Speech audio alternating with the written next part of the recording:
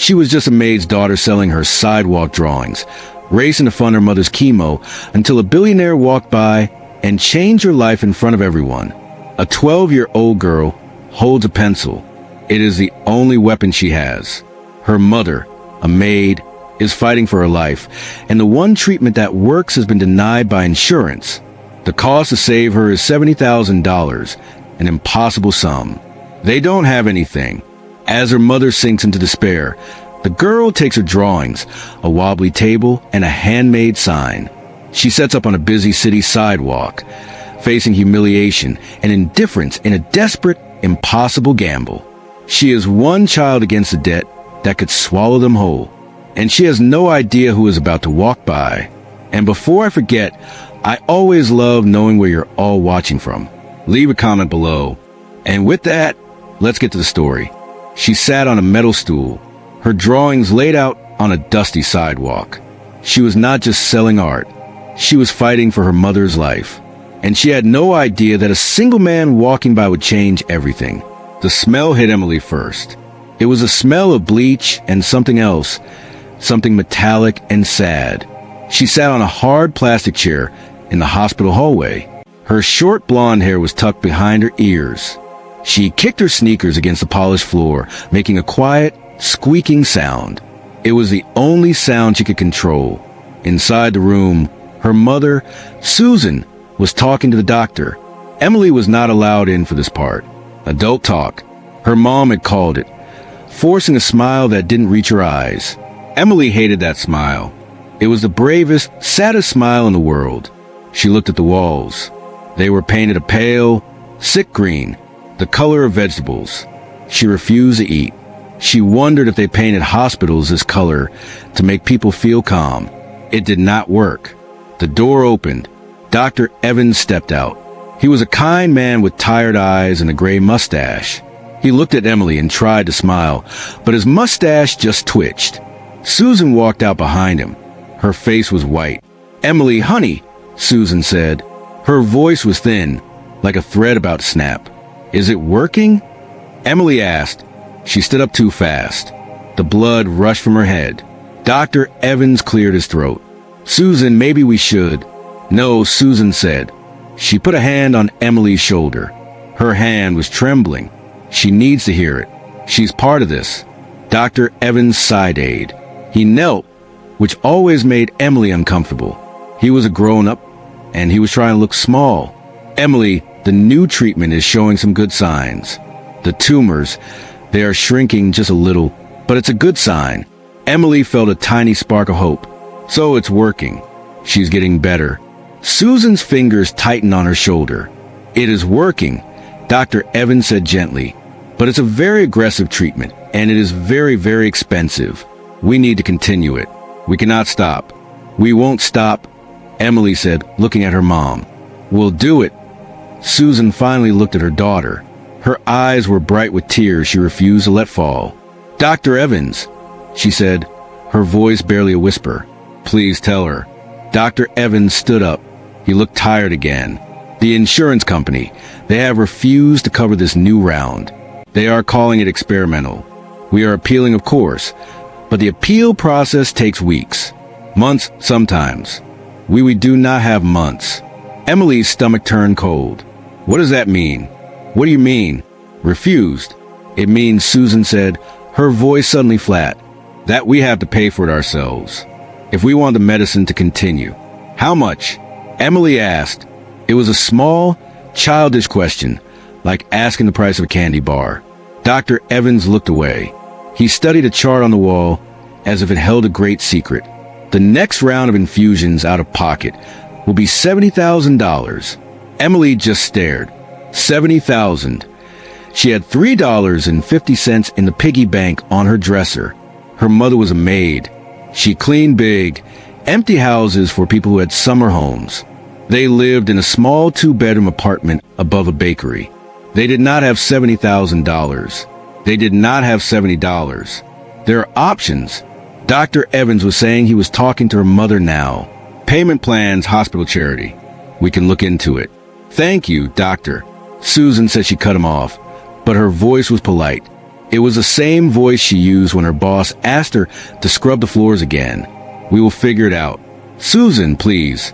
The doctor said, "Be realistic." "The financial office." I said, "I will figure it out." Susan grabbed Emily's hand. Her palm was cold and damp. She walked them down the long green hallway. She walked past the nurse's station. She walked past the elevators. She pushed the button for the stairs. They walked down 4 flights of stairs. Their footsteps echoed in the concrete well. Clack, clack, clack. Emily did not say a word. She just held on to her mother's hand. The drive home was worse than the stairs. Their car was a 10-year-old blue sedan. The engine made a rattling sound. Usually, Emily and her mom would sing along to the radio. They would make up silly words to the songs. Today, there was only silence. Susan stared straight ahead. Her hands gripped the steering wheel, so hard her knuckles were white. Emily watched the city go by.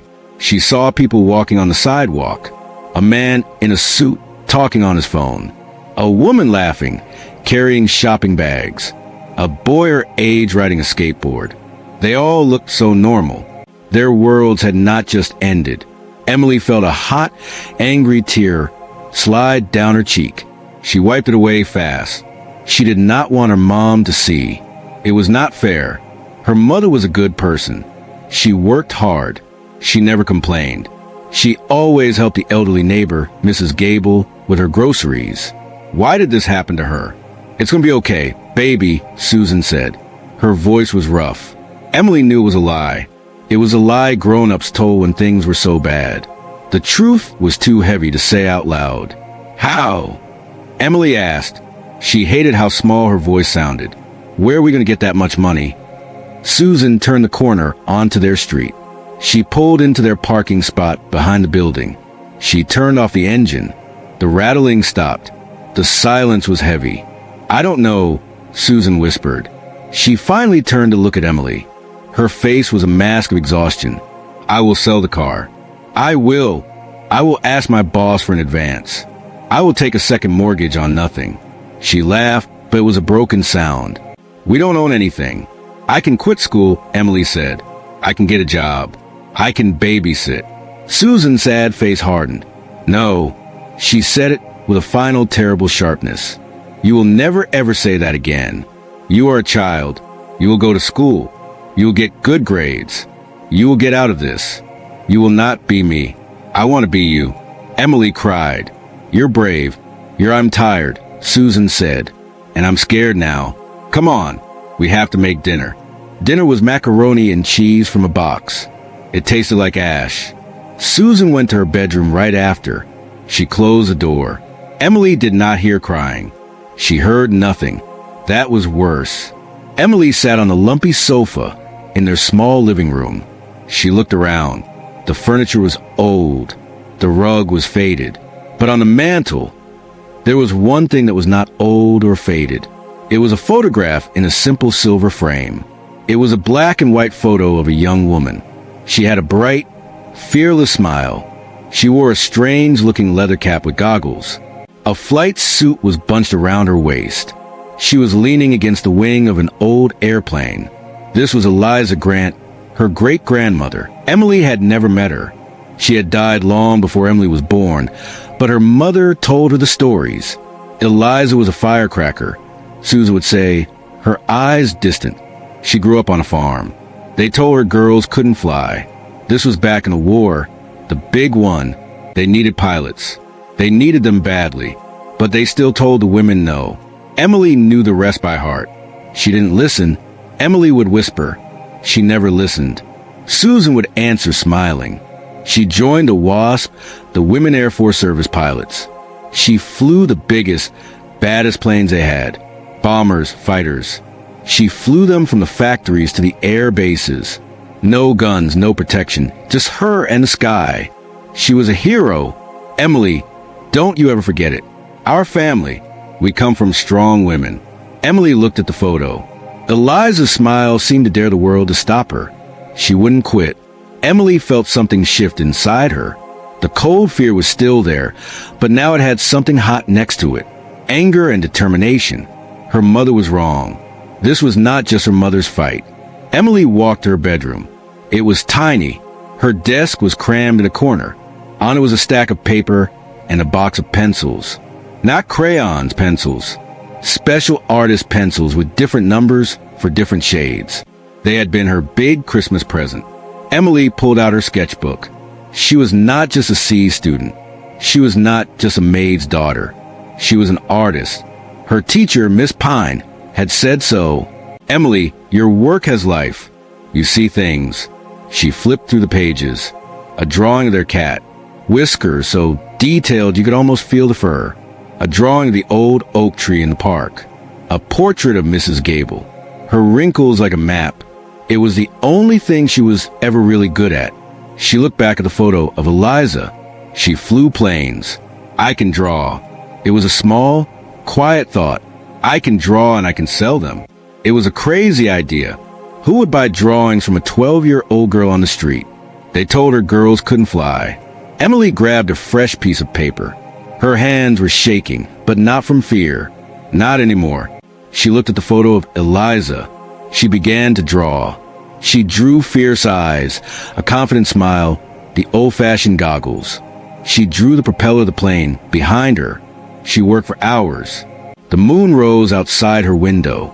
The smell of the bakery downstairs, fresh bread for the morning, filled the air. When she was done, it was the best thing she had ever drawn. She pulled out another piece of paper, and another. She drew the oak tree from the park. She drew the skyline of the city from her window. She drew her mother's hands, the ones that were so tired, resting on the kitchen table. By morning, she had 10 drawings. She found an old folding card table in the back of the closet. It was wobbly. She found a big piece of cardboard from a box. She took a thick black marker. She paused. What should she write? Art for sale? No, that wasn't the truth. Not the whole truth. She wrote, drawings for my mom's chemo. Underneath, in smaller letters, she wrote, anything helps. Thank you. She crept into the hallway. Her mother's bedroom door was still closed. Emily took a deep breath. She grabbed a wobbly table, her portfolio of drawings, and a sign. She found her old metal stool. She walked out of the apartment building. The sun was just coming up. The city was waking up. She walked 2 blocks to the busiest street, the one with the big office buildings and the fancy coffee shops. She found an empty patch of sidewalk.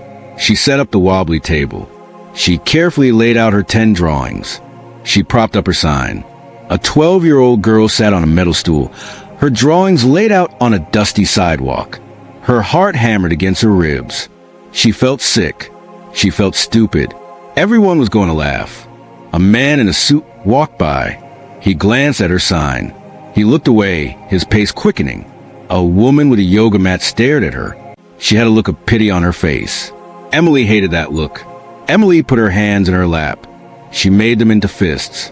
They told her girls couldn't fly. She did it anyway. Okay, great-grandma, Emily whispered to the air. Here we go. The morning rush was a blur of legs and briefcases. People hurried by. Their faces pointed toward the tall glass buildings. They were lost in their own worlds. They talked on phones. They sipped from paper coffee cups. Emily felt like a small gray rock in the middle of a fast-moving river. No one looked at her. Worse, some people did look. They would see her, then see the sign. Their faces would pinch. It was that look again, the pity look. Then they would look away, walking faster. Emily's face burned. She wanted to pack up her wobbly table and run. What was I thinking? This is stupid. I'm just a kid. This is a kid's idea. She looked at her drawing of the oak tree. She had worked so hard on the bark, making it look rough and old. She thought it was good. A man in a sharp gray suit paused. He was talking loudly into a phone. No, you tell them the margin is non-negotiable. I don't care what they glanced down. His eyes scanned her table. He stopped talking. He looked at her sign. Drawings for my mom's chemo. He frowned. He reached into his pocket, still holding the phone to his ear. He pulled out a crumpled $5 bill and tossed it onto her table. Good luck, kid, he mumbled. And then he was walking again. Listen, Jerry, I'm back. Now about that. Emily stared at the $5. It was money. It was $5 more than she had before, but he hadn't even looked at her drawings. He hadn't bought anything. He had just tossed it like she was a beggar. She carefully picked up the bill and folded it. She put it in the pocket of her jeans. It's okay, she told herself. It's for Mom. It doesn't matter how, but it did matter. She wanted to earn it, like Eliza earned her wings. An hour passed. The sun climbed higher. The concrete sidewalk started to feel warm. A woman with a bright red purse and matching shoes stopped. She looked very elegant. She leaned in to look at the drawings, and Emily's heart gave a little leap. "Oh, these are quite sweet," the woman said. Her voice was high and thin. "Thank you," Emily said. Her voice was a squeak. "I drew them all." "This one," the woman said, pointing to the drawing of the cat. "Whis, it looks just like my little Sebastian. You can have it," Emily said, her words tumbling out. "I'm selling them for my mom. She's yes." "Yes." "The sign," the woman said, waving a hand. "How much for this one?"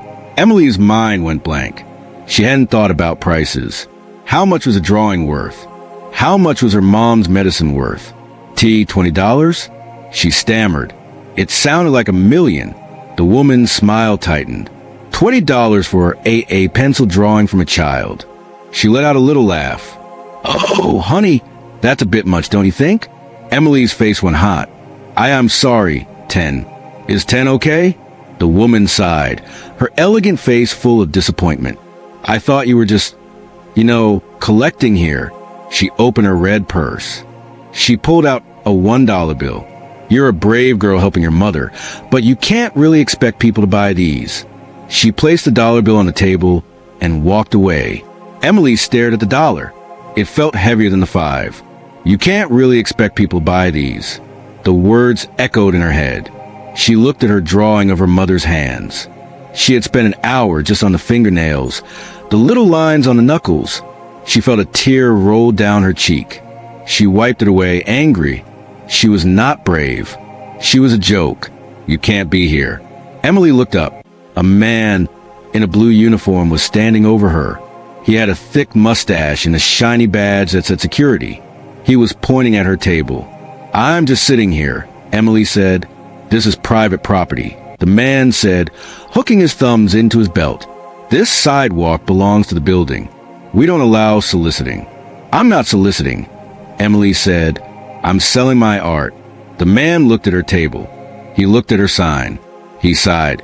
It was a long, tired sound. "Look, kid, I don't know what your story is, and frankly, I don't care. You're blocking traffic. People are complaining." "No, they're not. No one's even." "Pack it up," he said. His voice was flat. "Or I'll have to take your table." "But I can't. I need to. I'm not going to tell you again. Go on. Get out of here." Tears streamed down Emily's face now. She wasn't angry anymore. She was just broken. She nodded. Her throat was too tight to speak.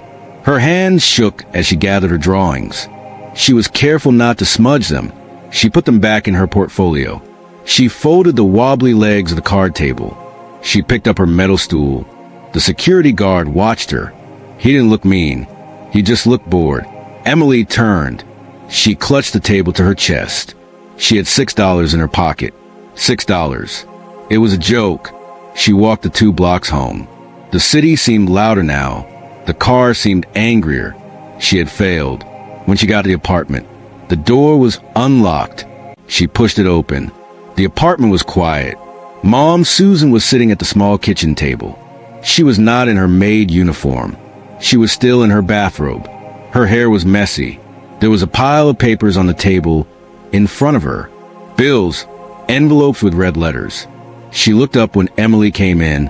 Her eyes were red. "Where were you?" Susan asked. Her voice was dull. "I woke up. You were gone. I called the school. They said you never." "Where were you, Emily?" Emily couldn't hold it in. She dropped the table. It clattered on the linoleum floor. She ran to her mother and buried her face in her bathrobe. I'm sorry, she sobbed. "I was trying to help. I took my drawings. I made a sign. I was trying to sell them for the medicine." I was trying, Mom, but he made me leave. She cried. She told her everything. The man with the $5, the lady with the $1, the security guard.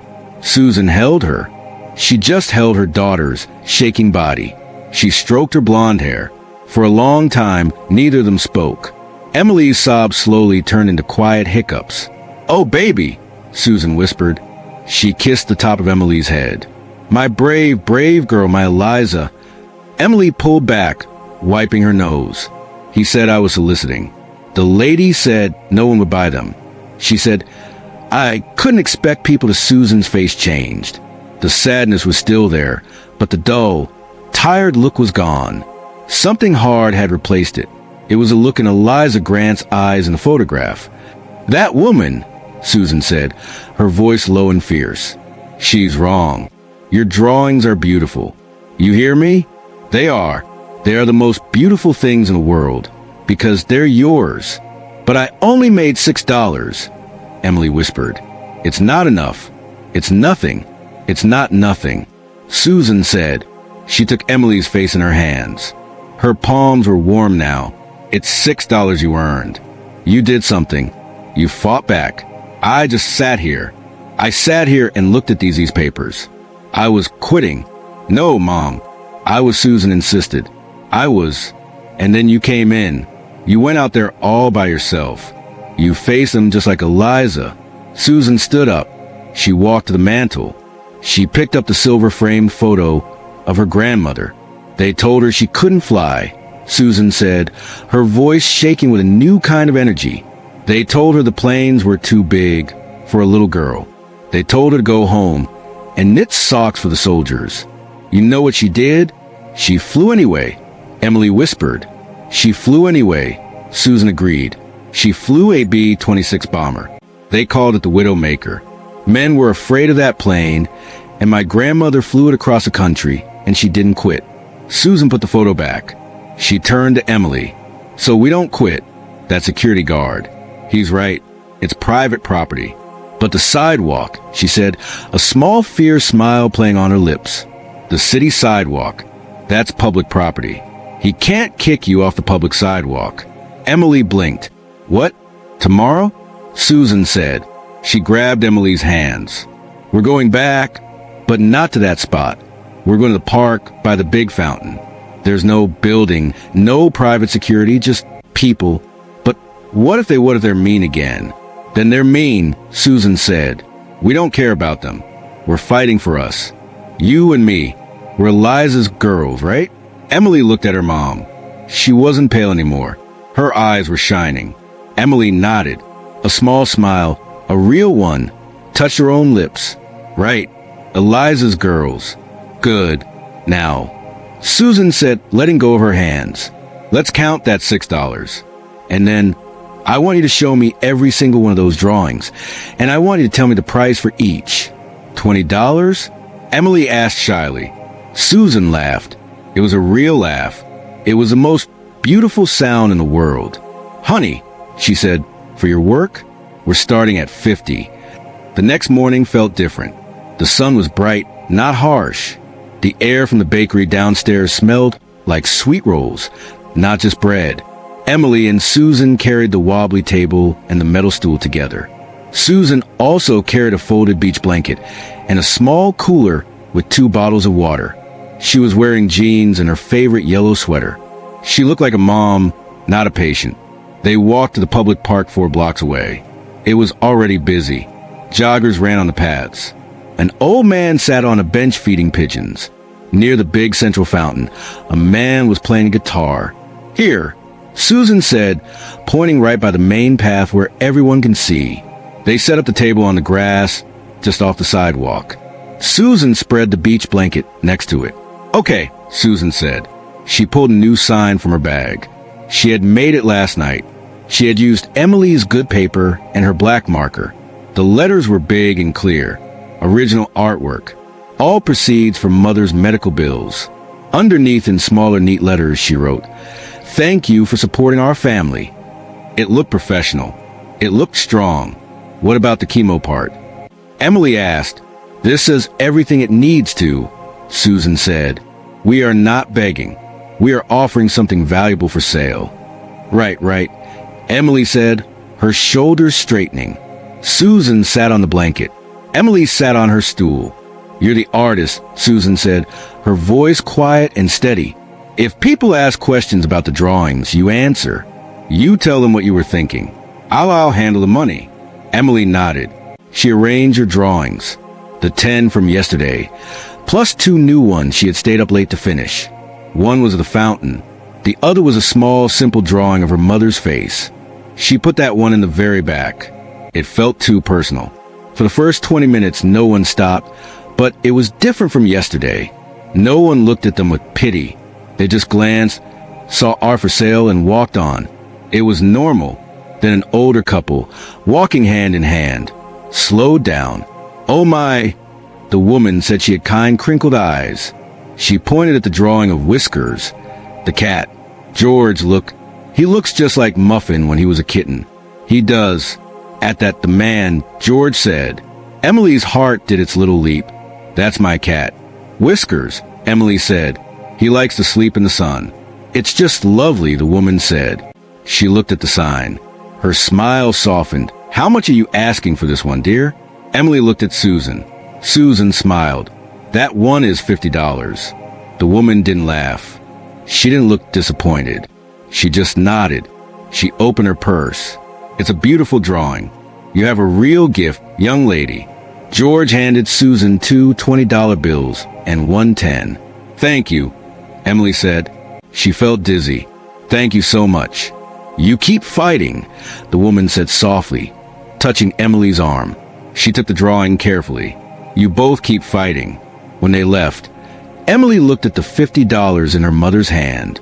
Mom, she whispered. See, Susan said, her voice thick. She folded the money and put it in a metal box she had brought. One down. The day went on. A college student bought the drawing of the oak tree for $30. It'll look great over my desk, he said. A young woman in jogging clothes stopped. She looked at the drawing of the skyline. I run here every morning. This is exactly what it looks like. This is wow. She bought it for $50. By lunchtime, they had sold 4 drawings. They had $180. It was more money than Emily had ever seen in one place. It was a miracle. She and Susan ate the sandwiches they had packed. They drank their water. We're doing it, Mom, Emily said. She felt like she could fly. We're doing it, Susan said, smiling. But Emily saw her look at the money in the box. She saw her mother's eyes do the math. $180. They needed $70,000. Emily's joy faded. It was like the sun going behind a cloud. This was not enough. It would never be enough. They would have to sit here every day for all of her life to get that much money. Susan saw the look on her face. Hey, she said, nudging her. We don't quit. We just sold for drawings.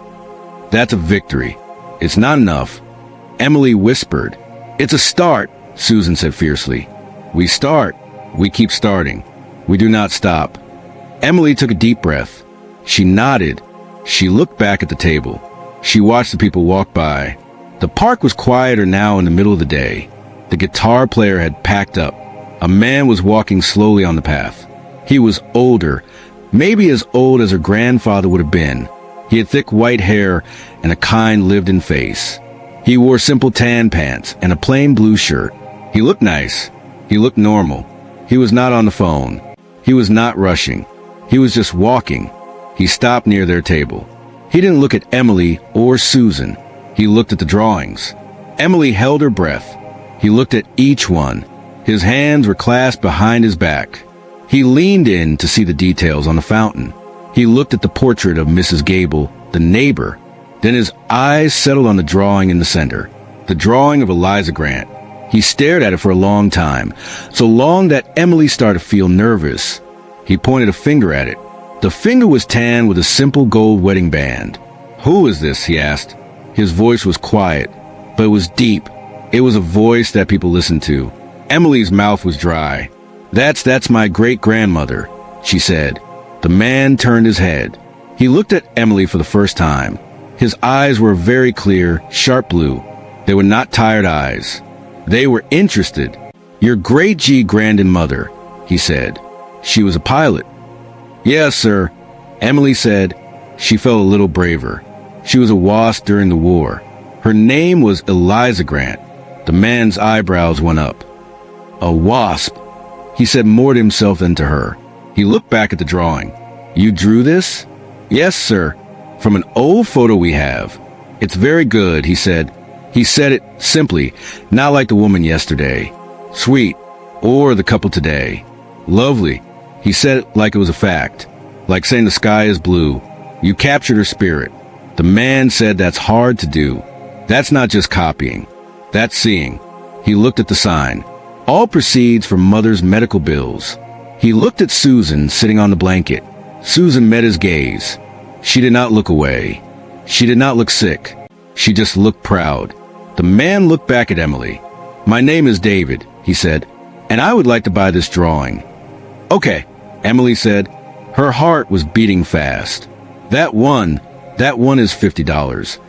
$50, David repeated. He nodded slowly. I see. He reached into his pocket. He did not pull out a wallet. He pulled out a checkbook. Emily's eyes went wide. A checkbook. Susan stood up. She walked to the table. Sir, I'm not sure we can take a check. David paused. He looked at Susan. It's a good check, I assure you. It's not that, Susan said, blushing. It's just for a bank. Wait, I understand, he said. He smiled. It was a small, kind smile. My apologies. He tucked the checkbook back in. It seems I don't have that much cash on me. Do you mind if I walk to the bank? It's just a few blocks. I would very much like to have this, and I'd like to talk to you about Eliza Grant. You would? Emily asked. Very much, David said. I'll be right back. Please don't sell this one. He pointed again at Eliza's portrait. We won't, Emily promised. The man, David, nodded. He turned and walked away. He walked briskly with purpose. Wow. Emily said he was nice. He was, Susan said. She was frowning watching him go. What's wrong? I don't know. Susan said he seemed familiar. He looked like a grandpa. Emily said, no, not like that. Susan said, I feel like I've seen him before on the news or something. Oh, well. She sat back down. He's coming back. That's another $50. Emily sat down. She looked at the drawing of Eliza. She had captured her spirit, he'd said. She felt a glow of pride that had nothing to do with the money. He had seen it. They waited. 10 minutes went by. 15. What if he doesn't come back? Emily said, he'll be back, Susan said. And then he was walking back. He was still alone. He was carrying a small plain white envelope. He walked right up to the table. Hello again, he said, smiling at Emily. Hi, Emily said. I have the $50, he said. He held out the envelope. But I had a thought on my walk. I'd like to make you a different offer. Susan stood up again. She stood next to Emily. An offer? Yes, David said. He looked at the drawing still on the table. The one of Mrs. Gable. The one of her mother's hands. The one of the fountain. You are very, very talented, Emily, he said. This drawing of your great-grandmother is special. But these show you understand people. You understand light? He looked at Susan. You have the sign for medical bills. It's for you. I take it. Susan lifted her chin. Yes, I'm sick. I need a treatment. The insurance won't pay. David nodded. He had not asked, but she had told him. I thought so, he said. It's a terrible thing. A terrible common thing. He held up the envelope. In this envelope is $500. Emily gasped. It's for the drawing. David said quickly. For the one of Eliza. I believe it's worth that. Susan's hand went to her mouth. Sir, we can't.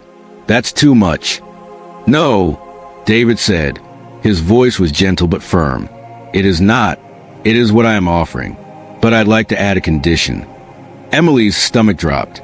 A condition? What condition? Susan asked. Her voice was suspicious. David looked at the drawing of Susan's face. The one Emily had hidden in the back. I'd like to commission a new piece, David said. I'd like you to draw a portrait of your mother. Emily stared at him. Of my mom. Yes, a new one. One where she is not sitting on a blanket in a park worried about money. One where she looks like the mother of a great artist. I will pay you for that commission.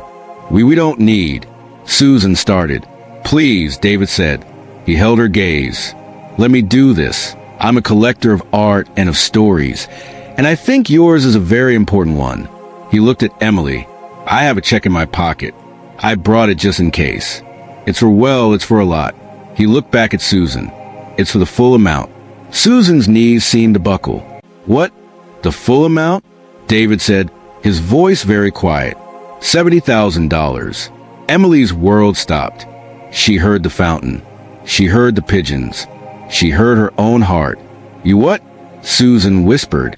She was holding on to the table. Who are you? The man David gave a small, sad smile. My name is David Harrison. My wife. She died 5 years ago from the same thing. We had all the money in the world. It bought us 3 extra months. It was the best 3 months of my life. He looked at Emily. His blue eyes were shining. I run a foundation. Ms. Grant, he said to Susan. No, Susan. We find people who are falling through the cracks. People the insurance companies have refused. His voice was bitter. We help them. It's what my wife Mary wanted. Susan was openly crying now, silent tears rolling down her face. 70,000. Yes, David Harrison said.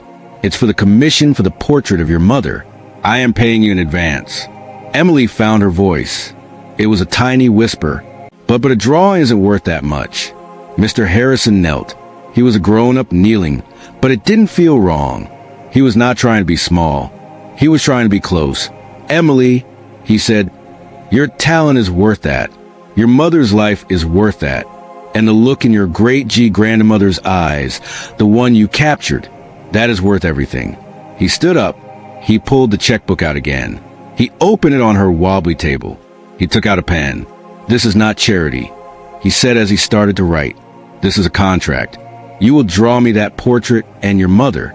She will get her medicine. He tore the check from the book. He folded it. He placed it in Susan's hand. Susan stared at it. She couldn't speak. And Mr. Harrison said, I am still taking this one. He handed Emily the white envelope. The $500 for Eliza. That's for you, not for the bills. He carefully picked up the drawing of the Wasp pilot. You too. You are Eliza's girls, he said. Susan looked up, her face a mask of disbelief. How did you? You told me. He smiled. When you said we don't quit, I heard it. He tucked the drawing under his arm. My office will be in touch tomorrow to arrange everything with the hospital. You two go home. Have dinner. He turned, and just like that, the man with the white hair and the plain blue shirt, the billionaire, walked away. Emily and her mother stood by the fountain. The money box had $180 in it. The envelope in Emily's hand had $500, and the check in Susan's hand. It was everything. Emily started to cry. But this time, it was not from fear. It was not from sadness. It was from a wave of relief. So big it washed the whole world clean. Mom, she whispered, grabbing her hand. Susan pulled her daughter into a fierce hug. She held her so tight. Emily could barely breathe. He's right. Susan whispered into her hair. We go home. We have dinner. They packed up the wobbly table. Emily folded her metal stool. Susan carefully put the check into the zipper pocket of her jeans. She put the metal box with the $180 inside her bag. Emily clutched the white envelope with the $500. It was warm from her hand. They walked out of the park. The fountain was still splashing. The pigeons were still cooing. The world was exactly the same, and everything was different. They walked the 4 blocks home in silence. It was not a bad silence. It was a stunned silence. The kind of silence that comes after a bomb explodes, and you are just grateful to be alive. Emily kept looking at her mother. Susan was just walking one foot in front of the other. They walked up the stairs to their apartment. The hallway smelled like old carpet. Susan put her key in the lock. It stuck the way it always did. She jiggled it. The door opened. They stepped inside. The apartment was small. The furniture was old. The rug was faded. It looked different.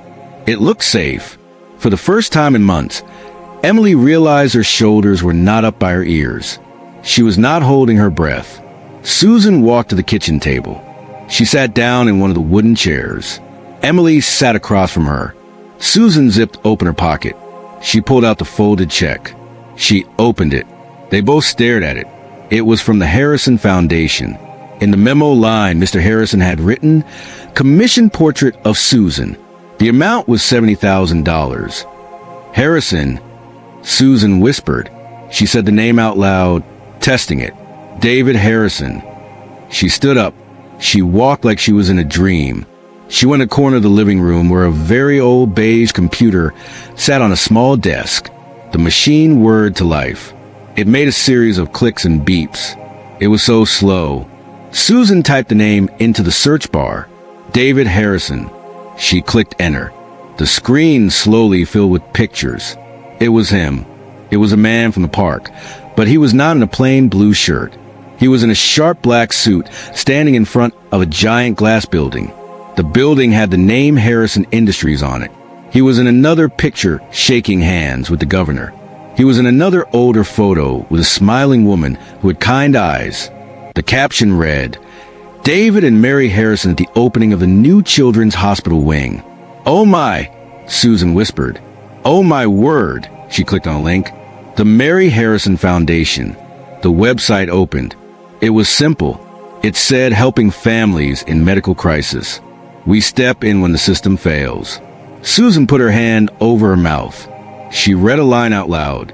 The foundation has quietly covered the medical treatments for over 400 families in honor of Mary Harrison. Emily walked over. She stood behind her mother. He wasn't just a nice man. He was not just a collector. He was a billionaire. A man who could write a check for $70,000 like it was nothing.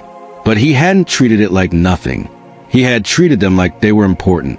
He had called Emily a great artist. Susan clicked the mouse and the screen went black. The computer's reflection showed Susan's face. She was crying. She finally let go. She turned and buried her face in Emily's shoulder. Emily was small, but she held her mother up. "It's real." Susan sobbed. It was a strange choking sound. It was a relief. "It's real, Emily. It's over. They worry. It's oh God, baby. It's real." Emily just held her. She stroked her mom's hair. "I know, Mom. I know. He was nice. He was," Susan said, pulling back. She wiped her face. Her eyes were red, but they were shining bright and clear. He was an angel. He was just an angel walking in the park. Emily looked at the white envelope in her own hand. She finally opened it. Inside were 5 crisp $100 bills. He said, "This was for me?" Emily said, her voice full of awe. "It is," Susan said. She touched one of the bills. "You earned it, Emily.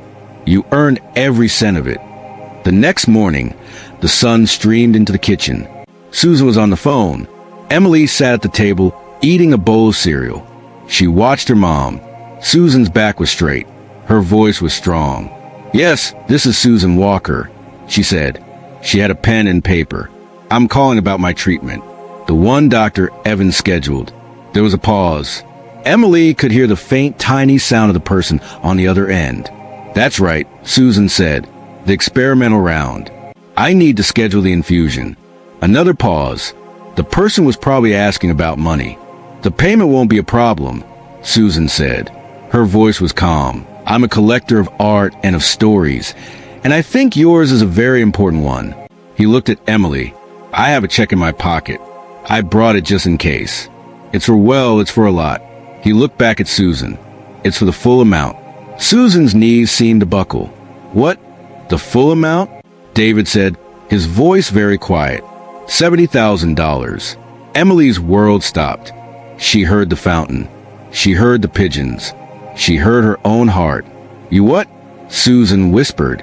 She was holding on to the table. Who are you?" The man David gave a small, sad smile.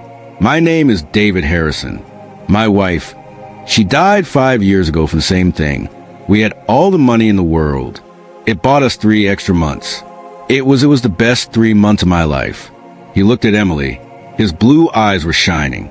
I run a foundation. Ms. Grant, he said to Susan. No, Susan. We find people who are falling through the cracks. People the insurance companies have refused. His voice was bitter. We help them. It's what my wife Mary wanted. Susan was openly crying now, silent tears rolling down her face. 70,000. Yes, David Harrison said. It's for the commission for the portrait of your mother. I am paying you in advance. Emily found her voice. It was a tiny whisper. But a drawing isn't worth that much. Mr. Harrison knelt. He was a grown-up kneeling, but it didn't feel wrong. He was not trying to be small. He was trying to be close. Emily, he said, your talent is worth that. Your mother's life is worth that. And the look in your great-grandmother's eyes, the one you captured, that is worth everything. He stood up. He pulled the checkbook out again. He opened it on her wobbly table. He took out a pen. This is not charity, he said as he started to write. This is a contract. You will draw me that portrait and your mother. She will get her medicine. He tore the check from the book. He folded it. He placed it in Susan's hand. Susan stared at it. She couldn't speak. And Mr. Harrison said, I am still taking this one. He handed Emily the white envelope. The $500 for Eliza. That's for you, not for the bills. He carefully picked up the drawing of the Wasp pilot. You too. You are Eliza's girls, he said. Susan looked up, her face a mask of disbelief. How did you? You told me. He smiled. When you said we don't quit, I heard it. He tucked the drawing under his arm. My office will be in touch tomorrow to arrange everything with the hospital. You two go home. Have dinner. He turned, and just like that, the man with the white hair and the plain blue shirt, the billionaire, walked away. Emily and her mother stood by the fountain. The money box had $180 in it. The envelope in Emily's hand had $500, and the check in Susan's hand. It was everything. Emily started to cry. But this time, it was not from fear. It was not from sadness. It was from a wave of relief. So big it washed the whole world clean. Mom, she whispered, grabbing her hand. Susan pulled her daughter into a fierce hug. She held her so tight. Emily could barely breathe. He's right. Susan whispered into her hair. We go home. We have dinner. They packed up the wobbly table. Emily folded her metal stool. Susan carefully put the check into the zipper pocket of her jeans. She put the metal box with the $180 inside her bag. Emily clutched the white envelope with the $500. It was warm from her hand.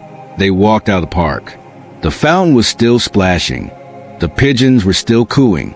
The world was exactly the same, and everything was different. They walked the 4 blocks home in silence. It was not a bad silence. It was a stunned silence. The kind of silence that comes after a bomb explodes, and you are just grateful to be alive. Emily kept looking at her mother. Susan was just walking one foot in front of the other. They walked up the stairs to their apartment. The hallway smelled like old carpet. Susan put her key in the lock. It stuck the way it always did. She jiggled it. The door opened. They stepped inside. The apartment was small. The furniture was old. The rug was faded. It looked different. It looked safe. For the first time in months, Emily realized her shoulders were not up by her ears. She was not holding her breath. Susan walked to the kitchen table. She sat down in one of the wooden chairs. Emily sat across from her. Susan zipped open her pocket. She pulled out the folded check. She opened it. They both stared at it. It was from the Harrison Foundation. In the memo line, Mr. Harrison had written, "Commission portrait of Susan." The amount was $70,000. Harrison, Susan whispered. She said the name out loud, testing it. David Harrison. She stood up. She walked like she was in a dream. She went to the corner of the living room where a very old beige computer sat on a small desk. The machine whirred to life. It made a series of clicks and beeps. It was so slow. Susan typed the name into the search bar. David Harrison. She clicked enter. The screen slowly filled with pictures. It was him. It was a man from the park, But he was not in a plain blue shirt. He was in a sharp black suit, standing in front of a giant glass building. The building had the name Harrison Industries on it.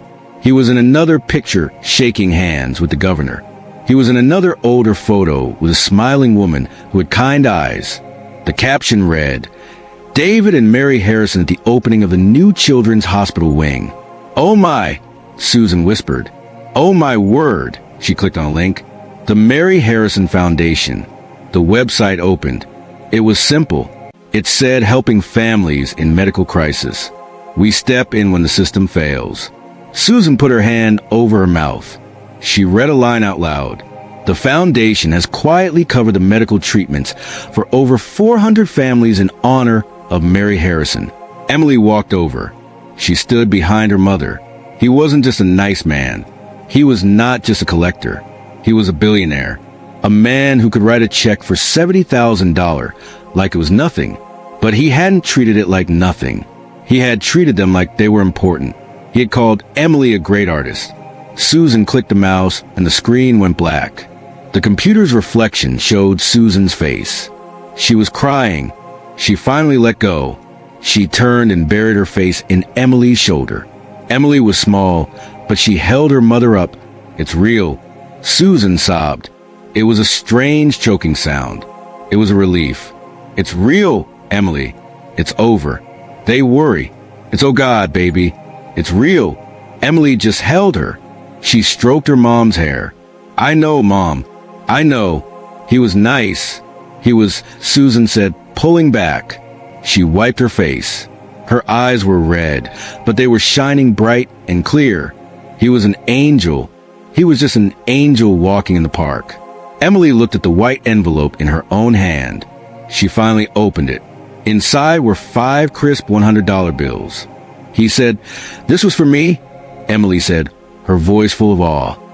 "It is," Susan said. She touched one of the bills. "You earned it, Emily. You earned every cent of it." The next morning, the sun streamed into the kitchen. Susan was on the phone.